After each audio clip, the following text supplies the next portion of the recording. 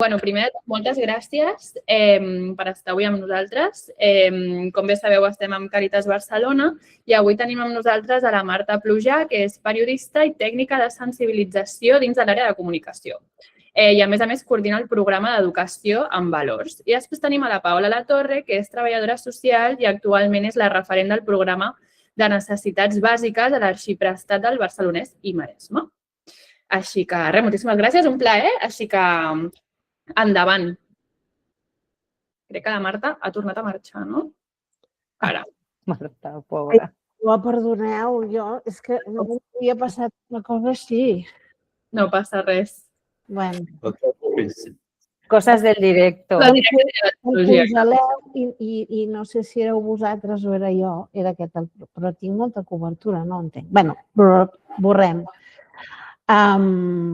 Res, et preguntava abans, Mireia, si la presentació la passeu vosaltres o la recuperem nosaltres?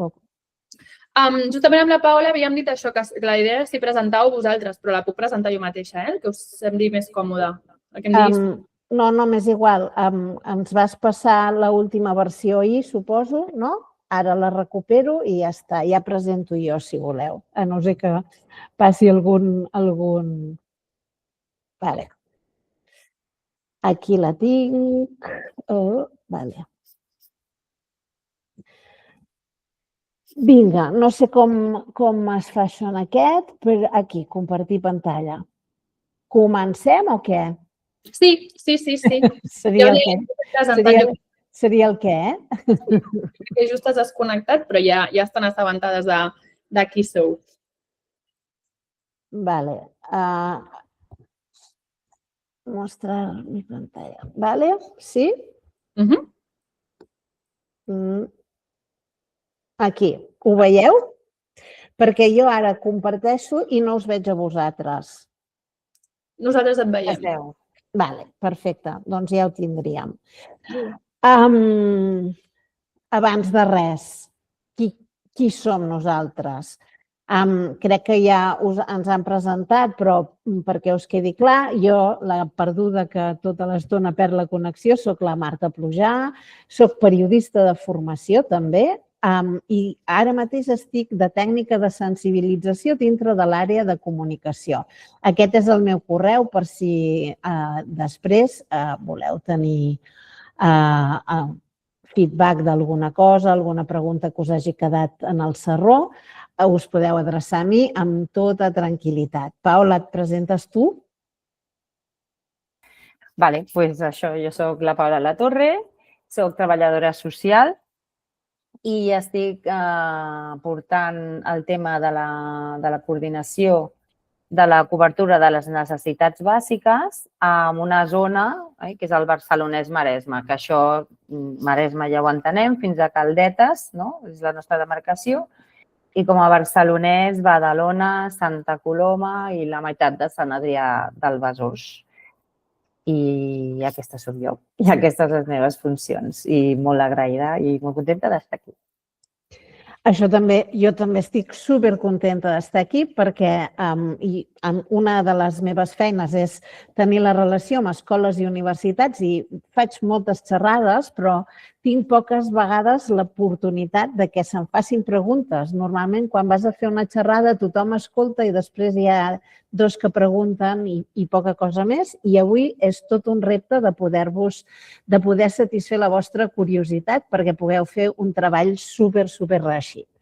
A veure, no ens enrotllarem gaire perquè precisament volem això, volem que vosaltres pugueu preguntar tot allò que us interessi saber, però sí que us farem dues pinzellades. Imagino que a hores d'ara ja heu començat o heu treballat la càpsula que vam tenir l'oportunitat de fer, però no tinc tan clar que sapigueu què és Càritas.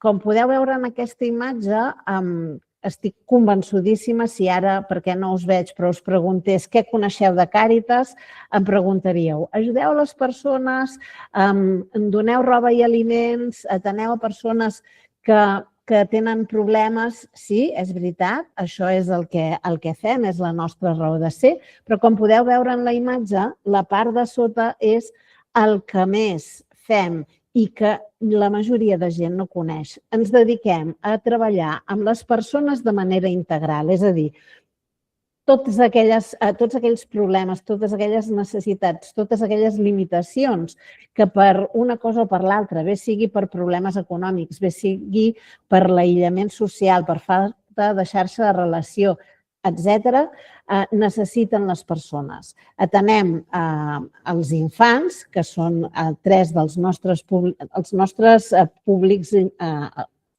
objectius, són bàsicament les famílies amb infants, són els infants pròpiament dit, joves i adolescents, i també les persones grans que estan en situació d'aïllament. Per tant, tot allò que aquests tres perfils necessiten, intentem poder-los oferir o que trobin els camins perquè ho puguin aconseguir. Reforços educatius, suporten ajuda a buscar feina, pisos compartits, formació per treballar, casals, etc., com veieu aquí. També la inserció penitenciària i un tema molt important perquè ho fem tot això des de la perspectiva de dret, és a dir, el que volem és que les persones puguin viure dignament i que ho facin d'acord amb les normes que ens hem donat entre tots, és a dir, entenem que els drets són per tothom, no només per als que tinguem el DNI, els que no el tenen o tenen NIF també hi tenen dret, qualsevol persona, pel fet de ser persona, i per tant tenim un assessorament jurídic i de defensa de drets que ajuda aquestes persones a assolir els drets que se'ls vulneren dia a dia. El nostre sistema és un sistema que genera desigualtats. La desigualtat genera exclusió.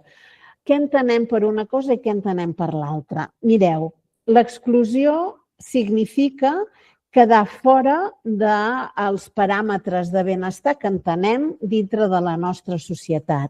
Les desigualtats suposen que hi ha persones que hi tenen accés i persones precisament que en queden fora.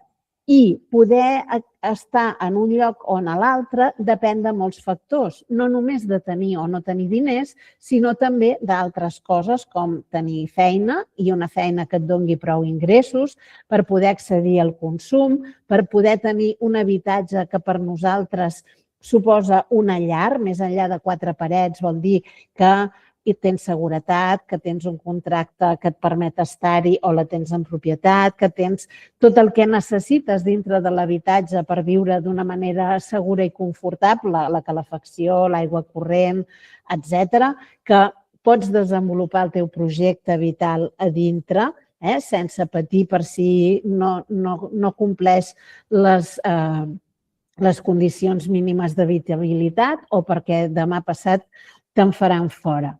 També la salut, sobretot l'educació, el conflicte social, és a dir, patir maltractaments, no només dintre del si de la llar, sinó també fora, a vegades maltractaments institucionals, per això la consultoria en drets, poder participar políticament, és a dir, poder participar de la vida social, no vol dir només anar a votar, també vol dir poder participar de les xarxes de veïnatge que hi hagi al teu entorn, poder dir la teva opinió i que s'escolti i evitar les situacions d'aïllament. Moltes persones, sobretot les persones grans, però no només,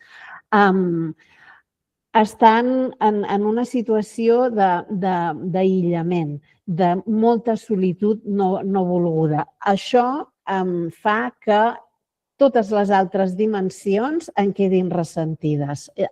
Ho veurem després. Amb tot això, la dada important de Catalunya és que el 17%, penseu que tenim una població d'uns 8 milions d'habitants, el 17% es troba en situació d'exclusió, segons les dades de l'últim informe FOESA, el 9è, i la dada que és preocupant és que el 8,4% està en exclusió severa. És a dir, que no està afectada només per un d'aquests eixos d'exclusió, sinó que per diversos a la vegada. Està en el 8,4% d'exclusió severa, es calcula partint d'un indicador econòmic, però com a Càritas a FOESA entenem que no és suficient i, per tant, quan algun 3-4 indicadors van coixos, l'exclusió severa és important. La bona notícia és que l'exclusió severa ha baixat de l'últim informe FOESA.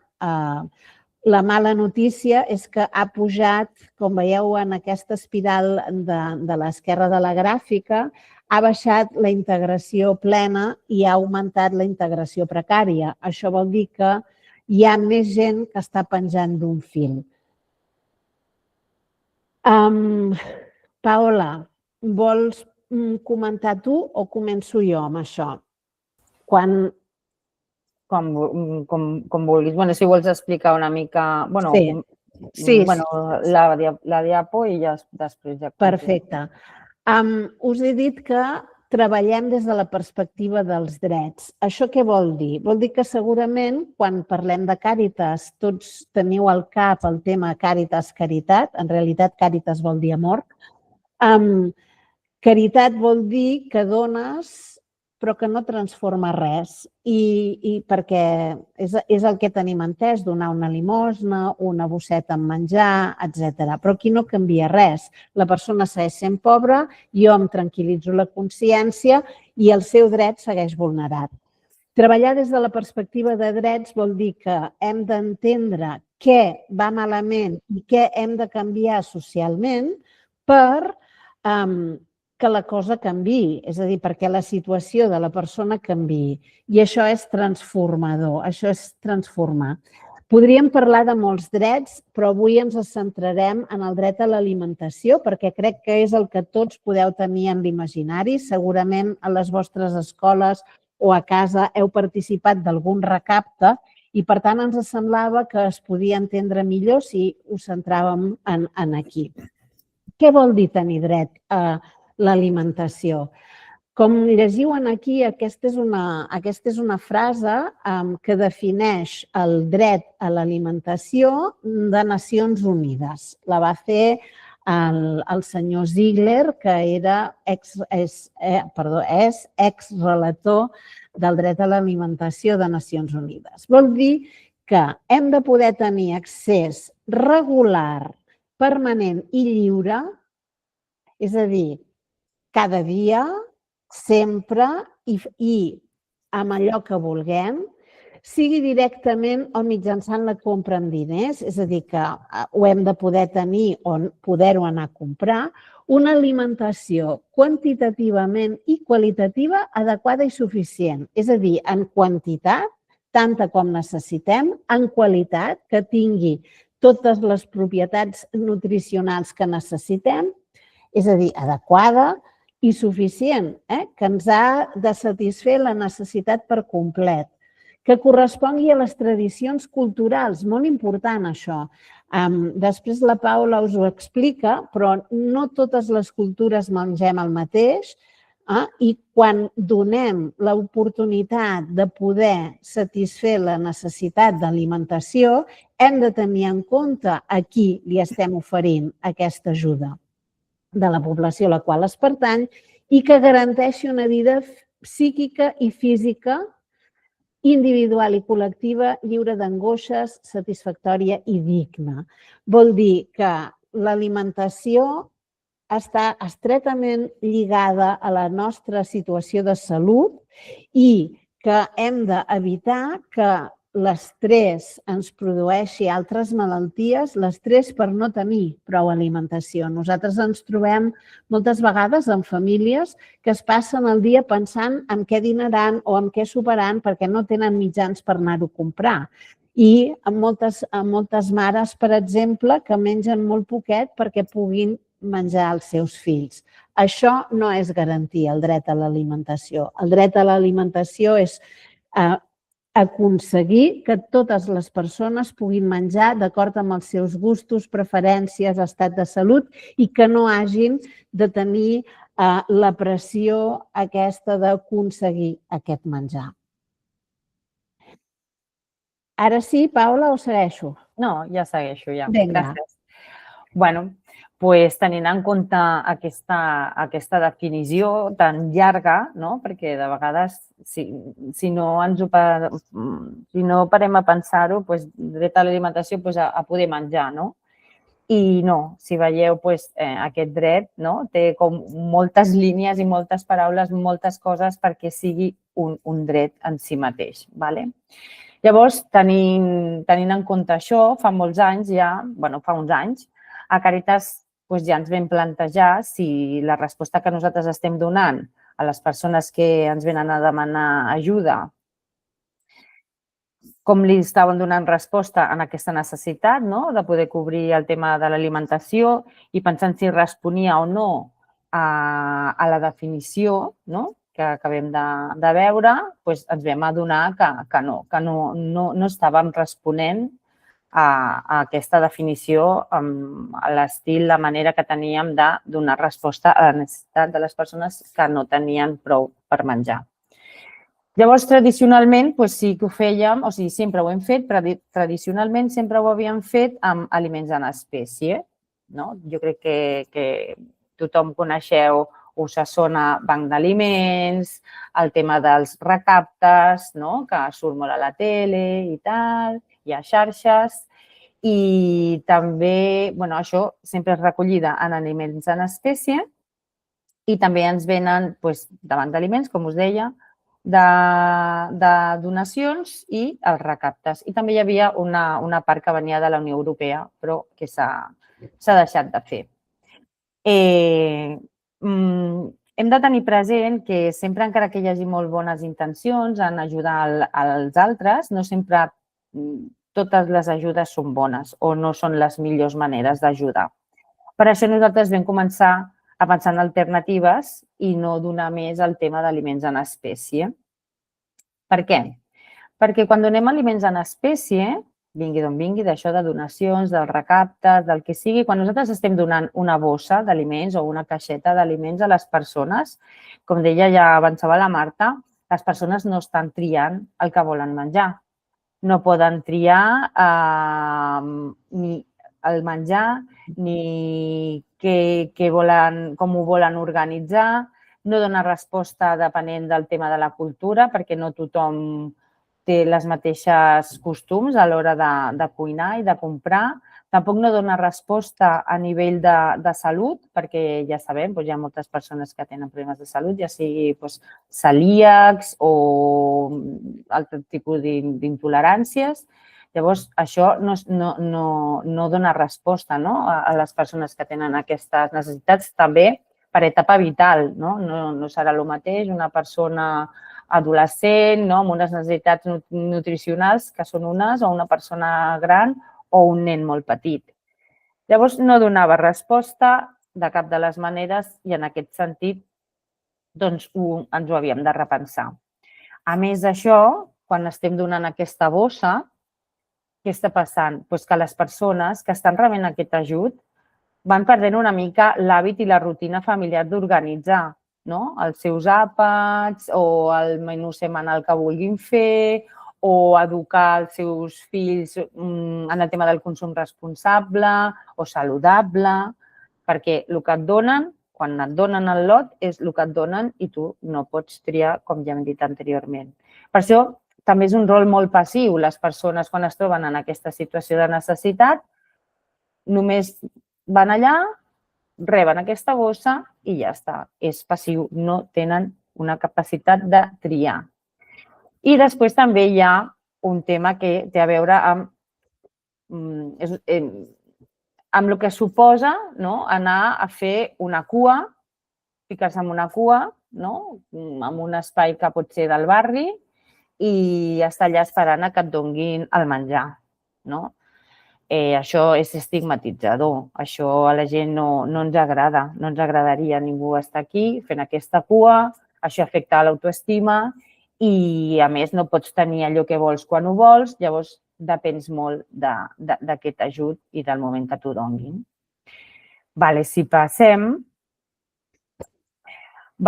Llavors, clar, per reconduir o per revisar, per reformular i estar en línia amb el que estàvem dient del dret a l'alimentació, volíem fer un nou model d'ajuda a necessitats bàsiques que fos més respectuós amb el dret a l'alimentació, que fos en línia en aquesta definició, des de l'autonomia, des de la dignitat i des de la llibertat de les persones. Llavors vam decidir no donar més aliments en espècie, sinó facilitar els diners o els mitjans a les persones que ho necessitin perquè vagin a comprar i adquirir elles mateixes els aliments que considerin. I això ho podem fer gràcies a fórmules que ara actualment tenim al nostre abast per noves tecnologies, etc. No només ara la gent, si necessita aliments, l'única opció que té no és anar a fer una cua perquè li donin una bossa o una caixa. Hi ha alternatives. I tot això ho fem pensant en que l'alimentació és un dret, perquè tenim molt clar, de vegades, altres drets, el dret a la sanitat o anar a l'escola. Això ho tenim com molt clar, però nosaltres hem de posar la mirada en que l'alimentació i que una persona tingui una alimentació, tal com hem dit a l'anterior definició de Nacions Unides, en aquesta línia vam fer tots aquests canvis que ara us explicaré. I també tenint en compte, i això crec que és important remarcar-ho, perquè sempre diem aquestes persones o quan ells o... No, és que aquestes persones, ells, també podem ser nosaltres. Tant de bo que no. Però, malauradament, moltes persones que s'han vist amb la necessitat d'un ajut de menjar mai no s'han pensat que la poguessin necessitar. Per tant, això també hem de tenir present que les coses que fem les hem de fer com ens agradaria que podríem rebre nosaltres aquest ajut. D'acord? O sigui, fer-ho de manera que jo em sentís bé rebent aquest ajut de la millor manera possible. Llavors, aquest nou model que vam començar ens permet, com hem dit que és facilitar els diners o els mitjans perquè la gent pugui anar a comprar, això que ens permet? Que puguin decidir què menjar, què comprar, segons els seus gustos, la seva cultura, les necessitats de les etapes vitals i tot això que us he explicat abans. I sense tuteles, sense que ningú li hagi de dir res i no hagin d'esperar a ningú, ni el dia de l'entrega, ni res. En aquest sentit, també, eliminar el malbaratament alimentari, d'acord? Perquè si de vegades et donen coses que no són del teu gust o a tu no et ve de gust o culturalment això no és per tu, doncs això també fa que hi hagi cert malbaratament. També una qüestió molt important que de vegades no es té en compte. Tot el que sigui aliments en espècie genera unes despeses d'emmagatzemar aquest aliment i també de transport. Llavors, això, o sigui, fent aquest nou model de no donar aliments en espècie, el que reduïm és la petjada de CO2 i els costos associats d'emmagatzemar o de fer transport d'aquests aliments en espècie.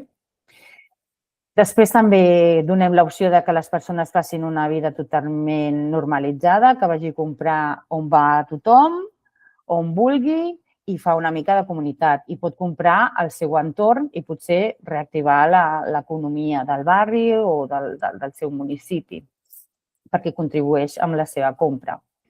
I una cosa molt important, per finalitzar, és que és un model transformador, perquè a l'imaginari tothom té, i potser ho heu sentit, que això de donar diners a la gent perquè vagi a comprar, oi, això no sabem què passa, què fa la gent, no. Això és un tema que és un dret i fer-ho així ens fa que el nostre model sigui un model transformador, perquè el canvi comença en cadascú de nosaltres quan veiem a l'altre i hi ha l'altre, que pot ser qualsevol, que podríem ser qualsevol de nosaltres en algun moment, com una persona subjecte de drets, que té dret, igual que nosaltres.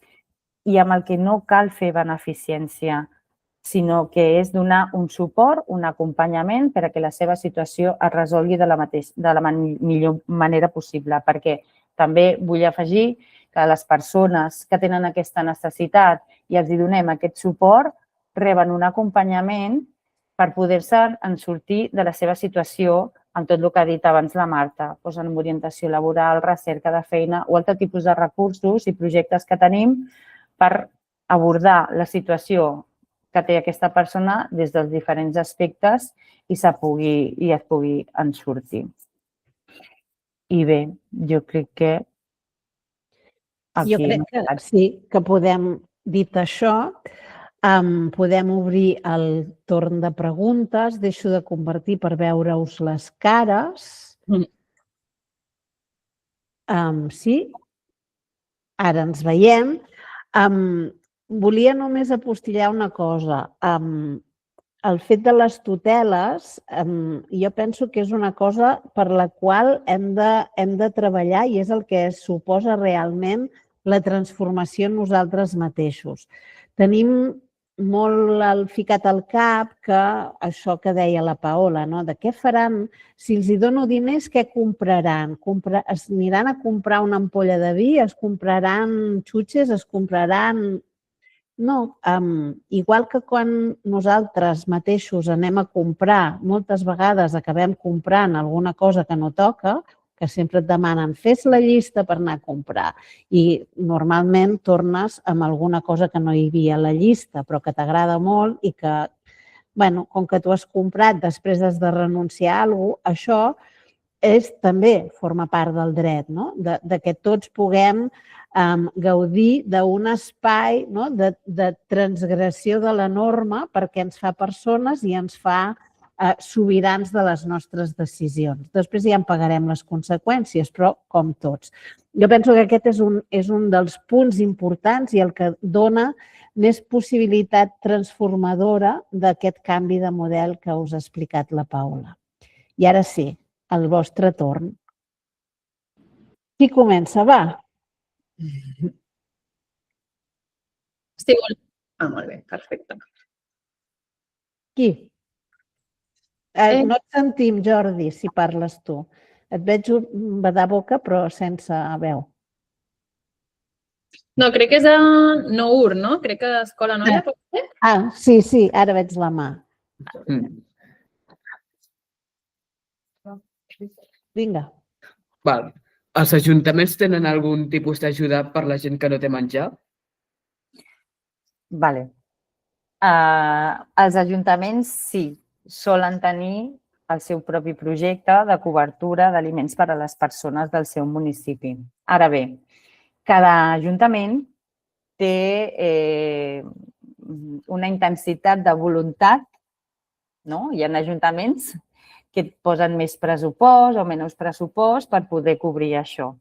Llavors, per exemple, ajuntaments de Barcelona sí que és un ajuntament de Barcelona ciutat que hi posa molts recursos i que fa com bastant bona feina, però hi ha altres ajuntaments que tenen un model en espècie i, a més, amb un número de persones bastant reduït en relació a les persones que tenen la necessitat. Vull dir que potser no cobreixen o no poden accedir totes les persones que tenen necessitat d'un municipi al servei de recollida d'aliments perquè no hi ha fons suficients. Per tant, n'hi ha, però depenent de l'Ajuntament són més o menys. Penseu que serveis socials és un servei municipal, però no tothom sap que això existeix, no totes les persones que tenen necessitat tenen capacitat per recórrer a serveis socials i, per tant, també hi ha molta gent que en queda exclosa per falta de coneixement, a banda de la voluntat que tingui cada ajuntament de disposar del servei d'una manera o de l'altra. Hi ha ajuntaments que donen més importància a altres coses que l'alimentació i destinen els diners a altres serveis. Llavors, com que ho fa cada ajuntament, s'ha de pensar en això, amb la bona voluntat de cadascú també. Ara sí, en Jordi. No, sí, en Jordi.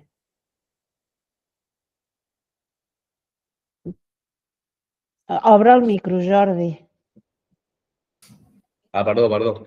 Com que estem fent la pròpia periodisme, tenim una revista que es diu Junior Report i hem llegit el titular que és llançar menjar un impacte a les persones i al planeta.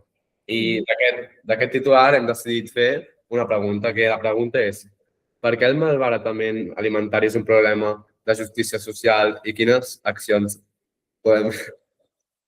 És quasi una tesi, això, eh? Respondre a la pregunta. Bueno, si l'acaba. Ai, pobre. No, mira, Miro. El company segueix. Vale, digues. La pregunta seria, bueno, canviem perquè aquesta, sí, veiem que és més una tesi, és per què la pobresa... No, estava bé la pregunta, tranquil. Bueno, perquè també parlava en el text que hem llegit sobre el titular, també parlava sobre la pobresa. Ostres. No, de la pobresa invisible, que era la gent com que no tenia pobresa extrema, però que sí tenia problemes. Llavors, i deia que era molt comú. Llavors, la pregunta és per què la pobresa invisible costa tant de detectar si afecta a tantes persones? És a dir, bueno, això, per què la pobresa invisible costa tant de detectar si afecta a tantes persones? Molt bé. Vale. Com ho fem? La primera, bueno, si vols, Marta, la Sí, primera. respon la primera i jo ja respondré la segona, si vols. Ah, no, que pensava que responies tu la primera. Ah, val, m'és igual. La tesi te la deixo a tu. Tant li fa. El tema del malbaratament, la pregunta era per què és un perjudici per tothom, no?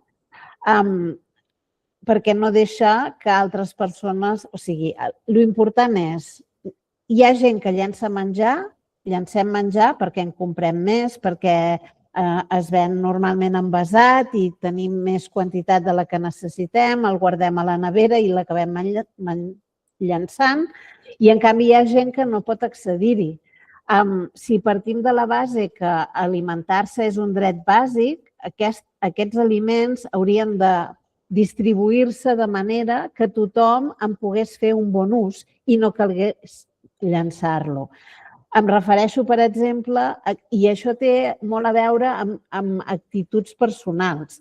Quan jo vaig a comprar, què prioritzo? Prioritzo comprar un paquet perquè és més còmode i hi ha 6 pomes i jo sé que me'n menjaré 2 perquè no em menjo més a la setmana i les altres 4 les faig malbé, o vaig i compro a granel les 2 pomes i quan me les hagi menjat ja aniré a comprar-ne més. Això d'una banda, perquè el malbaratament afecta en el sentit del medi ambient i el medi ambient quan es fa malbé per tothom. I qui més rep són les persones que menys tenen, perquè són les persones que tenen menys possibilitat de reaccionar. Pel que fa a l'accés, el que us dic, caldria pensar en mesures que ajudessin que tothom pogués tenir en igualtat de condicions accés a una alimentació sana, adequada i suficient. Llançar el menjar no ajuda en això. Vale. I bueno, afegir també el tema del malbaratament alimentari, perquè vull fer un apunt que té a veure només amb la paraula, no amb la teva pregunta, però sí que és una qüestió que moltes vegades se sent i també perquè ho tingueu present. Quan es diu que Banc dels Aliments i totes aquestes coses, aquests aliments en espècie que es donen a les persones amb necessitat, i encara continua amb aquest model, tots aquests aliments no venen d'excedents ni és un tema d'evitar el malbaratament alimentari. Això no és cert. Aquests aliments venen de donacions o de pressupostos que es fan perquè certes empreses puguin fer X tonelades de galetes o de cigrons o el que sigui, especialment per ser redistribuïts. No és malbaratament. No s'està evitant el malbaratament quan es fa l'entrega en espècie. D'acord? Llavors, fent aquest apunt només, el tema de la pobresa invisible, aviam, clar, és que hi ha com un ventall, un rango de pobresa que de vegades queda una mica invisibilitzada perquè, per exemple, són persones que no estan en una pobresa extrema, però sí que tenen moltes dificultats, moltes, per arribar a final de mes. I llavors, per un tema de no... o d'això que estàvem dient, de l'estigmatització, de la vergonya que pot sentir de vegades una persona a dir, doncs ara m'haig d'apropar en aquesta entitat a demanar ajut perquè no puc arribar a fin de mes o donar els aliments necessaris a la meva família. Doncs això queda invisibilitzat perquè potser ni tan sols s'adrecen. I hi ha moltes persones, a més, avui dia, sabeu que ho haureu sentit a casa, ui, que caro està tot, voy al súper i compro 4 coses i m'he gastat un dineral. Doncs què passa? Que això li està passant a molta gent que encara tenir feina i encara tenir una vida que sembla molt normal, molt normalitzada, però són persones que estan molt, molt, molt angoixades a l'hora de poder cobrir les seves necessitats més bàsiques. Seria una mica això. Hi ha una altra qüestió, si em deixes, Paula, que és la qüestió de l'autopercepció. És a dir, com se sent una persona. Moltes persones que estan en una situació de risc d'exclusió no se senten en aquesta línia fina que les separa de la vida plena i integrada, perquè tenen feina, perquè tenen un lloc on allotjar-se, perquè els seus fills van a l'escola i, en canvi, només senten l'angoixa de no poder arribar a final de mes, de no saber com sortir-se'n. Però, en canvi, no recorren a l'ajuda perquè creuen que no són mereixedores d'aquesta ajuda, perquè tothom pensa que anar a serveis socials o anar a buscar ajuda suposa que no tens res. I com que ja tenen una feina, que ja tenen uns ingressos, encara que no els hi arribin, no creuen que puguin necessitar aquesta ajuda. Ens heu entès? O sigui, d'una banda és gent que realment no té, i a vegades per vergonya, ser pobre fa vergonya. Ningú li agrada haver d'anar a picar una porta a demanar ajuda perquè és una mica com el fracàs personal. Estem en una societat on només veiem l'èxit. Si vosaltres, que us deveu passar mitja vida enganxats a les xarxes socials, només veieu l'èxit de les persones, però no veieu la part fosca que hi ha darrere d'aquest èxit, perquè veieu el que us ensenyen. Ningú ensenya misèries. Ara hi ha algun perfil que sí, però ningú ensenya misèries, perquè ningú vol ser el pobre desgraciat de les xarxes o de la vida. I, per tant, això, els veritables problemes s'amaguen perquè fa vergonya explicar-los. I això també forma part d'aquesta invisibilitat que no arriba.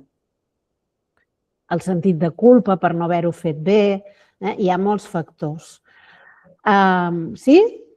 Va, Sant Josep de Vilafranca. Sí, ja l'heu respost abans una mica, però per què penseu que la pobresa més propera a la de la nostra vora és tan silenciada i ocultada a ulls de la societat privilegiada? Ho hem respost ara fa un moment, no? Mireu, fa un temps teníem una campanya Càritas que es deia "A la pobresa la coneixes", perquè una de cada 3 persones és pobra o està en situació de pobresa, que és com millor ens agrada dir-ho, o està en risc d'exclusió. Vol dir que qualsevol de nosaltres coneixem algú que està en aquesta situació, perquè, com us dèiem al principi, la pobresa o l'exclusió és multifactorial. Clar, quan pensem en una persona pobra o en pobresa, pensem en algú que no té diners, però no pensem en la veïna del tercer que viu sola i no té ningú i no pot sortir perquè quan l'ascensor s'espatlla. I aquesta persona també està exclosa de la vida. Llavors, el fet que, com us dèiem, hi hagi vergonya, hi hagi culpa, hi hagi desconeixement, ajuda, però també ajuda a que quedi invisible la nostra mirada. Nosaltres hauríem d'acostumar-nos a mirar el nostre entorn i poder descobrir aquestes situacions. Ara m'arrisco i us dic, de vosaltres deveu tenir avis i àvies, per exemple, o n'heu tingut. Ja hi parleu cada dia o cada setmana, sabeu què fan, sabeu com es troben, les acompanyeu a passeig, venen a dinar a casa o aneu a dinar a casa i parleu.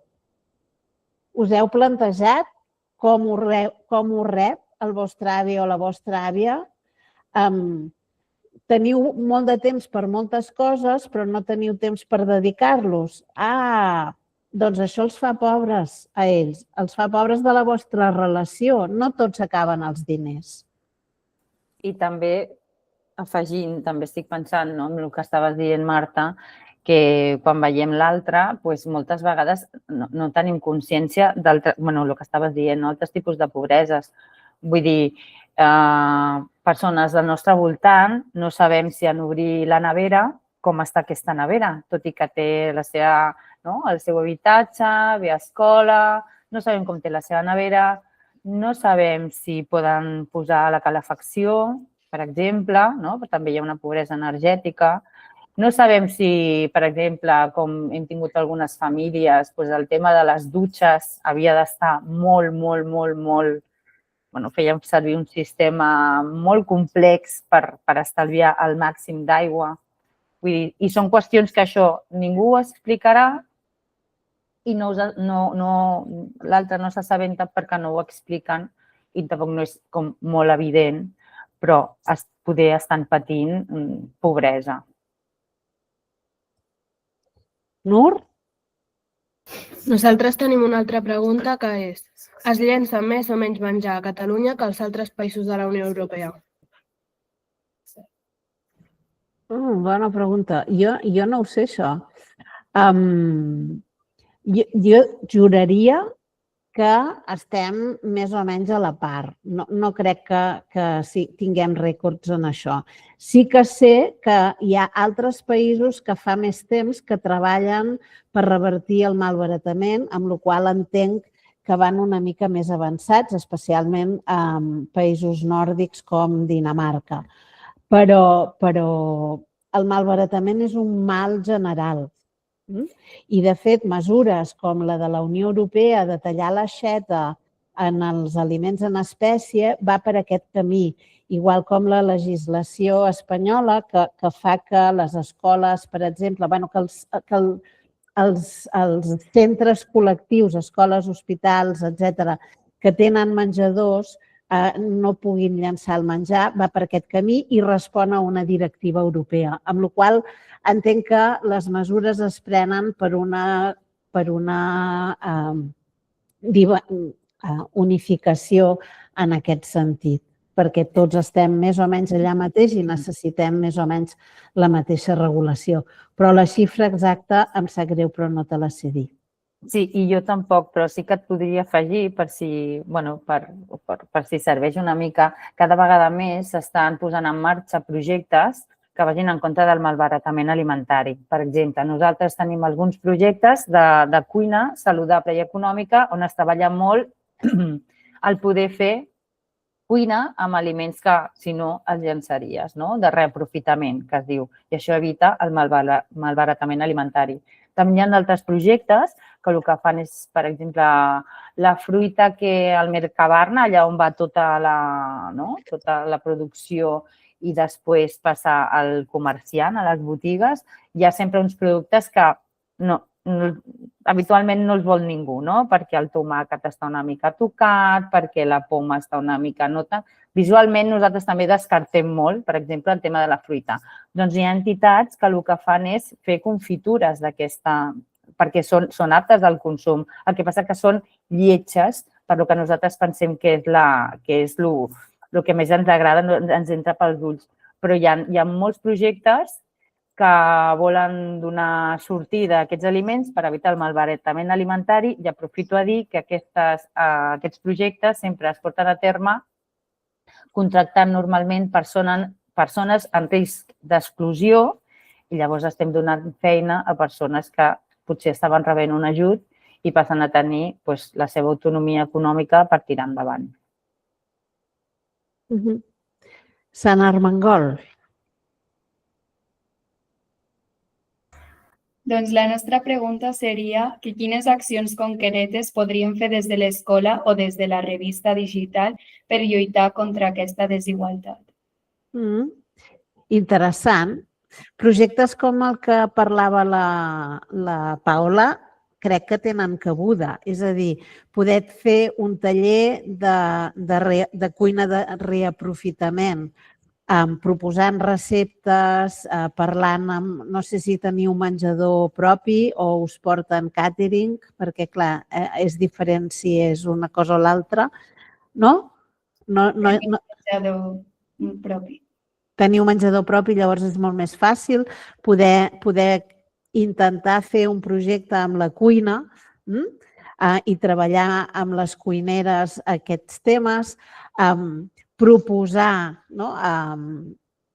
activitats de captació. Nosaltres tenim, com a Càritas, tenim una campanya que es diu Jo trio com tu, que el que fem és substituir les recollides en espècie per un supermercat virtual en el qual s'expliquen des de diversos punts de vista què suposa l'alimentació. Per exemple, es pot treballar l'economia domèstica, veure el pressupost d'una família, què dedica a l'alimentació i buscar maneres de reduir la despesa. I tot això amb tallers podríeu fer o amb articles que expliquin en la revista, fer una sèrie d'articles que cada setmana o cada número de la vostra publicació aprofundís en un tema. Per exemple, se m'acut.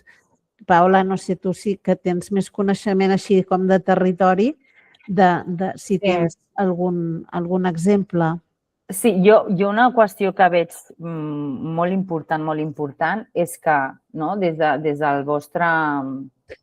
dels vostres articles, quan arribeu a les persones i pugueu explicar tot això que estem parlant avui, sobretot la part de poder veure i de poder tenir confiança en el fet de transformar, perquè moltes escoles fan això de la recollida del que sigui, dels aliments, i que en comptes de portar un paquet d'arròs, puguin portar €1. Per què? Perquè aquest paquet d'arròs genera unes despeses que es poden reduir donant €1, que aquest euro és íntegre per poder donar suport a les persones i que puguin anar a comprar allò que necessitin. I que s'ha de perdre la por. La gent que necessita aquest suport en alimentació. Perdoneu, nosaltres hem de marxar. Sí. Em sap greu, perquè no he pogut fer les preguntes, però és l'hora de tornar a classe. Em sap greu. Ho sento. Fins aviat, gràcies, Adéu. Adéu. Adéu. Sí. Em sap No greu. les podeu passar, que les podríem passar, si no. Si sembla bé, fem això també. Sí, que les passin, i tant, cap Jo problema. crec que, el que comentava, que això és molt important, i després una altra cosa que sí que s'havia fet, el que passa que això sí que necessitaríeu del suport de les persones de cuina. En moltes escoles el que es fa és que si sobren perquè algú no ve al menjador aquell dia i tal, tot això es generen uns tàpers que garantint tot el tema de la cadena de frío es puguin fer servir per situacions en concret, que es puguin valorar des de l'escola o el que sigui. Sant Josep, crec que sou els últims, de moment. Creieu que falta informació sobre els drets humans avui en dia? És a dir, com el dret a l'habitatge i això. I creieu que això implica com a la pobresa? Clarament. Només cal mirar al voltant els discursos que circulen i la poca importància que té, per exemple, la ONU en la política internacional. Hem generat, derivada del sistema socioeconòmic que tenim, en un individualisme que fa que ens mirem només al melic i que no tinguem en compte que com a persones necessitem dels altres. O sigui, no existiríem com a societat si no tinguéssim el suport dels altres i, per tant, necessitem recuperar aquest sentiment de que l'altre és tant com jo i que un i l'altre fem i avancem. Si no recuperem això, i ara mateix em sap greu, perquè no puc ser molt optimista en aquest sentit, no hi és, els drets humans estan deixant de ser realment una prioritat en les polítiques en general al món. El cas de Trump, el cas de Milei, el cas de tants polítics que tenim manant en països que estratègicament tenen una gran importància, no aventuren cap millora en aquest sentit. I, per tant, jo us apel·lo a que vosaltres que sou des d'aquest present els futurs polítics, governants, empresaris, que intenteu posar-hi fre com pugueu, que sortiu i sigueu activistes dels drets, perquè si no sí que anem pel pedregar. Una coseta, des de Càritas, només una cosa, des de Càritas el que fem també és molta denúncia en el sentit de que quan veiem que els drets estan vulnerats, sí que un dels nostres eixos és garantir que aquests drets, les persones puguin tenir accés als seus drets. Llavors, en aquesta línia ens trobem amb molta dificultat perquè hi ha drets que estan escrits però que després a la pràctica és molt difícil que la gent hi accedeixi, que accedeixi tothom. No sé si esteu al cas, per exemple, el meu despatx està a Badalona.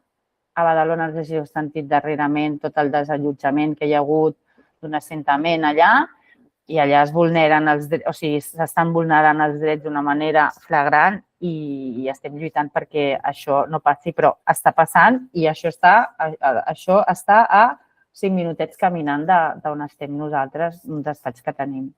Però, bueno, seguim lluitant i us animem, com diu la Marta. Vinga, Vilafranca, jo crec que sereu els últims perquè, us donem aquest petit marge perquè per culpa nostra hem començat tard, però suposo que haureu de tornar a classe ja. Digues. Sobre el malbaratament del menjar, creieu que hi ha una desinformació bastant pronunciada? Perquè jo he vist gent que potser no és conscient de tot el que podem arribar a gastar de menjar que no utilitzem o no acabem menjant. Sí. O sigui, jo crec que hi ha un tema de desconeixement, perquè abans sí que això de la cuina d'aprofitament i tal estava com molt més establert, no? Això m'han dit. Jo tampoc no tinc tants anys, però m'han explicat que abans sí que es feia molt. Jo crec que hem perdut aquesta informació de com reutilitzar els aliments per no haver-los de llançar. Això és una part, o sigui que això també nosaltres hem de fer una mica, de posar-nos al dia de receptes, o jo es busca per internet receptes. Ara hi ha fins i tot aplicacions que dius, tinc això, quin plat puc fer amb aquestes 4 coses que tinc aquí per no haver-les de llançar? I ho podem fer. Això per una banda. Després, el tema del malbaratament no és només a casa, que sí que llancem molt de menjar. El malbaratament moltes vegades venen d'empreses o, per exemple, ara si veieu els súpers que posen, si hi ha un producte que té la data de caducitat o preferent, la té molt a prop, veieu que els hi posen una enganxina i no sé si ho he vist, posen una enganxina i t'ho deixen a un preu més barat.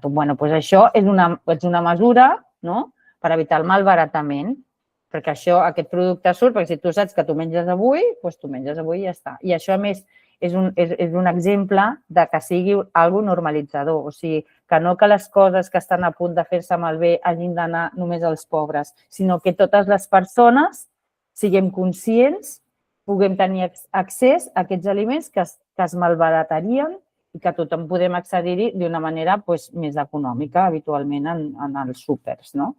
Llavors, falta d'informació sí, i jo crec que teniu l'oportunitat de dir-li a la gent ei, informem-nos, anem a veure com podem fer per no malbaratar, perquè això està a la mà de cadascú de nosaltres també. Si em deixes, hi ha una qüestió en el tema del malbaratament, que a vegades ens carreguem de culpa perquè llancem les coses de la nevera i això sí que hem de saber que a casa som els que menys malbaratem, que es malbarata abans d'arribar a casa. Per exemple, una gran part de les collites ja no arriben a les botigues, és a dir, que ja no arriben a que nosaltres tinguem l'oportunitat de comprar-les, perquè ja es queden fora del mercat, perquè una poma té una taca, perquè una taronja és més petita del que ens agradaria quan la comprem, i tot això hi ha una part que sí que es reaprofita perquè se'n fan confitures o conserves, però hi ha una part que va directament llançada. Què vull dir amb això? Que no n'hi ha prou, o sigui, que la informació no ha de ser només de què podem fer amb aquests aliments que ens sobren perquè no els llancem, sinó que hem de canviar el concepte d'allò que comprem. Que encara que sigui més lleig a la vista, no vol dir que no sigui bo i que, per tant, hem d'exigir com a consumidors en les botigues on anem a comprar que també venguin fruita lletja o que també venguin que les dates de caducitat siguin realment dates de caducitat, que no donguin confusió a consums preferents, perquè llavors el nostre imaginari, la nostra preconcepció fa que veiem una data molt propera i ja no ho comprem i allò acabarà llançant-se, quan seria totalment segur menjar-ho. Estic pensant, per exemple, en els iogurts. Els iogurts, en realitat, no caduquen. I fa un temps, això no sé, ara ho poso en quarantena, però fa un temps que es parlava de que els retiraven, canviaven la tapa perquè el que caducava era el termosellat. No crec que sigui cert, però és igual. La qüestió és que no caduquen, però ens han venut la idea de que realment caduquen i els llancem perquè la indústria, perquè l'alimentació, igual com altres sectors, s'ha convertit en una indústria i l'objectiu d'una indústria és guanyar diners, no és preocupar-se ni per la nostra salut ni per la nostra butxaca. Tenim temps si és curta, Jordi. Doncs a mi m'agradaria preguntar sobre, abans que estàveu parlant dels drets humans, què passa quan no es compleixen els drets humans com el dret a l'habitatge o l'alimentació? Si té conseqüències o què? Què és ben bé el que passa? Vosaltres sou els de les tesis, eh? Evidentment que té conseqüències. Quants desnonaments hi ha a les nostres ciutats? A 10, 20, 30 per dia, no per setmana, per dia. Quan parlem de desnonaments, és a dir, de problemes d'accés a l'habitatge, estem parlant de persones que no tenen un lloc on viure. A Barcelona ciutat es calcula que hi ha 2.000 persones dormint al carrer. Fixa't tu quines conseqüències. Aquestes persones tenen pitjor salut, pitjor benestar, no tenen on caure morts. De fet, aquests últims mesos de fred s'han mort 8 persones que dormien al carrer. O sigui, evidentment que té conseqüències, igual com té conseqüències menjar malament perquè tens més problemes de salut, perquè també incrementen, com hem dit abans, els problemes de salut mental, l'angoixa, l'estrès, fa que desenvolupis també altres malalties. Què podem fer per això? Doncs defensar-los. Cap dret, mai, cap, en tota la història de la humanitat s'ha defensat sol. Sempre ha necessitat de gent que cregués en aquests drets i que els reclamés, els exigís i que n'exigís l'accés. Per tant, està a les nostres mans també, a les nostres com a adultes perquè podem anar a votar i a l'hora de votar hem de pensar a qui li donem la nostra confiança, d'acord amb els nostres principis, i a vosaltres perquè us esteu preparant per ser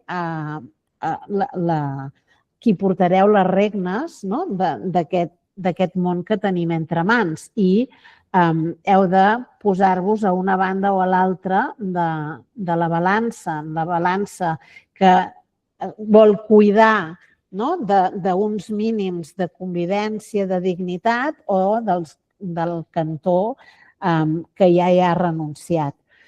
La justícia és un camí per defensar drets, però n'hi ha d'altres. Com us deia, l'activisme també ajuda. No s'hauria regulat com s'està regulant l'habitatge sense les supermacromanifestacions que s'han organitzat des de les bases, des dels sindicats de llogateres, des de la PA, des de la societat civil. És a dir, les lleis sempre van d'acord, depèn de com la societat civil es tiri del carro. Si tu et quedes parat pensant que no hi ha res a fer, doncs realment no hi haurà res a fer. Si et queda un bri d'esperança i un bri de motor per dir provem el canvi, doncs probablement el canvi es donarà. Clar, i per afegir molt curt, a banda i evidentment de lo individual que cadascú de nosaltres podem fer des d'on estiguem, com a societat civil, com a persona individual, però també com a entitat, també que sapigueu que quan nosaltres veiem que es vulnera algun dret, el que fem és anar a parlar amb els serveis públics, o sigui, fer coordinacions amb els ajuntaments o amb qui sigui el responsable primer, que són els ens públics que han de garantir aquests drets, el que sigui, i sí que es fan reunions per poder dir, escolteu, mireu, a veure de quina manera, fins i tot podem oferir també la col·laboració, perquè això no ho hem dit, treballem molt i ho intentem coordinats amb els ens públics, sempre, perquè són els que han de garantir els drets de les persones, sempre, els públics. Nosaltres estem per donar suport i per, de vegades, també denunciar i fer palès les dificultats que tenen les persones. Molt bé, teniu els nostres correus. Si us ha quedat alguna pregunta, no dubteu, sobretot pensant en els companys que han hagut de tornar a classe. No dubteu a fer-nos-les arribar, us les respondrem amb molt de gust.